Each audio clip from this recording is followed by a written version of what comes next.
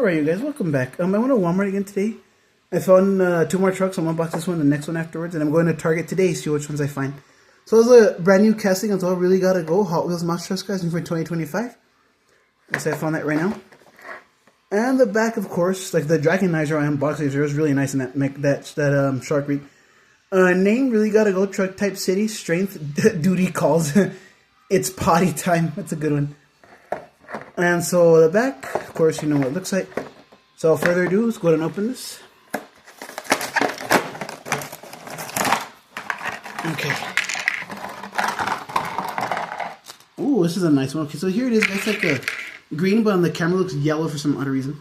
Here it is. Really gotta go, guys. It's really nice. It has a little toilet seat. This is a funny casting. There's a toilet seat up here.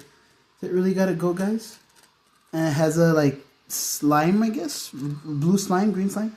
I really gotta go, guys. No headlight printing. There's the front of it. No grill printing either. White rims and bead locks. Like the green chassis, black roll cage. The toilet seat, which is black with a white lining. And so yeah, that's what I got. I got one more to go, guys.